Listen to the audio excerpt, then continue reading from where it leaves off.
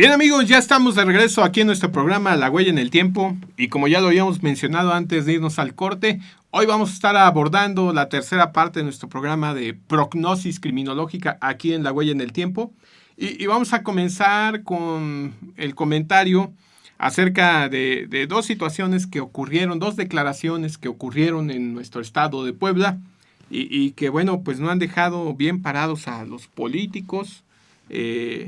Se les ha cuestionado mucho, han querido recomponer las cosas, pero bueno, creo que todo resulta un tanto fallido, le quieren acomodar y bueno, el problema es que las palabras están grabadas. Por ejemplo, el primero de los casos que queremos comentar es el del diputado local, el diputado por el estado de Puebla, Pablo Fernández del Campo, que estuvo en una conferencia ahí platicando acerca del transporte público y escuchen ustedes nada más lo que dijo. Lo voy a repetir casi literal, tomado de la grabación que hay en las redes sociales, y dice: vemos asaltos a los usuarios del transporte público.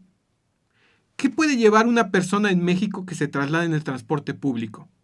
Quizá unos cuantos pesos en la cartera. Puede llevar a lo mejor un dispositivo móvil. Puede llevar cosas básicas y elementales y baratas para la economía, pero que para ellos son elementos básicos de trabajo. No es culpa de ningún gobierno. Es un problema real que hay que contextualizar para saber de lo que estamos hablando. Ya posteriormente, este diputado ofreció disculpas y dice que las redes sociales han tergiversado su alusión en esta conferencia.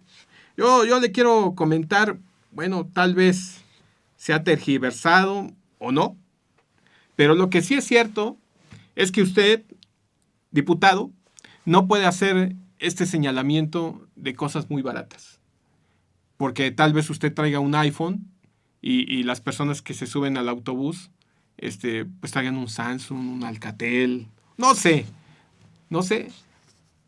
pero es algo que les cuesta mucho dinero y obviamente usted lo toma como elementos básicos para el trabajo. Bueno, no es así. A veces ni siquiera pueden tener los elementos básicos de su trabajo los que viajan en el transporte público. Hay otros que sí y que tienen que utilizarlo porque no tienen otra forma de transportarse. De una u otra forma, no puede usted establecer estos parámetros de tratar de desdeñar los artículos que llevan. A usted, incluso, hace algún tiempo, levantó sus quejas porque le robaron los espejos de su automóvil. Y ahí sí cuestionó a la seguridad pública. Aquí, esto que refiere usted que no es culpa de ningún gobierno, yo lo pondría en tela de duda.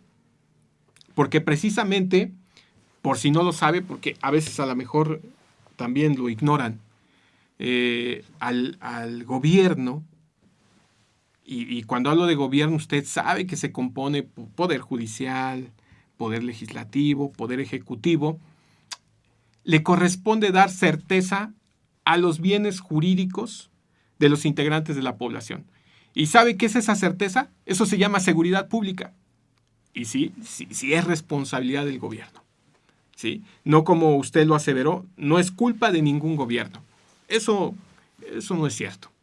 ¿Sí?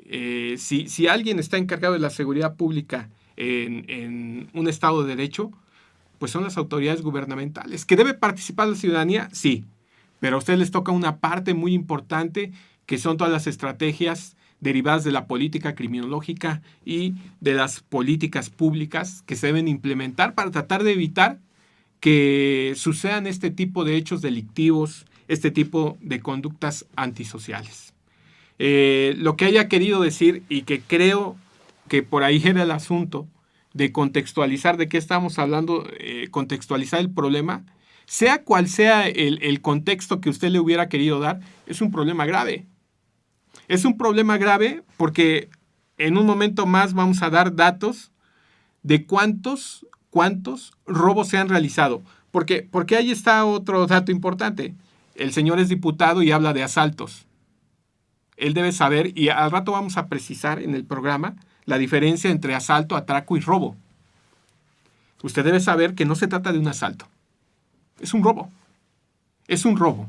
Y si en todo caso le quiere aplicar alguna figura, tendría que ser el atraco. Y al rato le vamos a explicar por qué. Entonces, todas estas precisiones son importantes, aquí sí, para contextualizar cuál es el problema que está ocurriendo. Hoy el problema del transporte público en nuestro estado, en la ciudad de Puebla, es grave. Porque antes no ocurría de esta manera. Pero no se trata de una situación fortuita o de algo casual. Vamos a ir tratando, ahora sí, de contextualizar el problema. Hay situaciones que no se han atendido en el estado y obviamente esto ha derivado en este tipo de violencia que ya impresiona.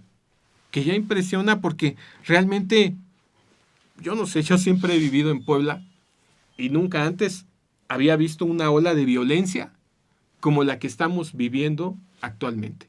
Y evidentemente esto sí genera responsabilidad del gobierno, no como usted lo mencionó, que no es culpa de ningún gobierno y que es un problema que hay que contextualizar. Espero que lo que ha querido decir es que hay que diagnosticar por qué está ocurriendo esto ahora en el Estado. Y esas son las palabras de este señor, Pablo Fernández del Campo, que creo que tienen que pensar bien, ¿no? O sea, deben tener una serie de asesores que les diga, oye, como que no es una declaración muy adecuada que digamos. Pero bueno, ya lo dijo, y ahora el punto, y créame, aquí no nada más es lanzarle la crítica, le vamos a contextualizar para todos los que nos siguen aquí en Radio Cleu, algunos puntos que esperemos nos sirvan, porque vamos a dar una propuesta que a lo mejor no la alcanzamos a terminar en este programa, pero sí una propuesta de cómo hacer prevención, cómo se ha hecho en otras partes, y no simplemente con la espada del derecho penal que le han atribuido una parte de control social que tampoco se merece mucho. Entonces, vamos a estar comentando esto. Ya el señor pidió disculpas por estas declaraciones que, según él, fueron tergiversadas y que realmente pues sucedieron. Ahora lo que deberíamos de hacer es tratar de buscar soluciones a todo esto que está pasando. ¿No es así? Claro, amigo. Y sabes, yo creo que tiene mucho que ver con las realidades que vamos viviendo.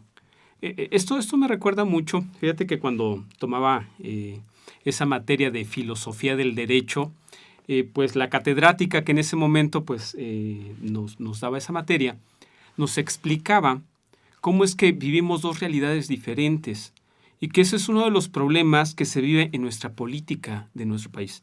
¿Por qué? Porque ella nos decía que por eso es que un legislador no puede entender a una persona común y corriente como lo somos nosotros, ¿no?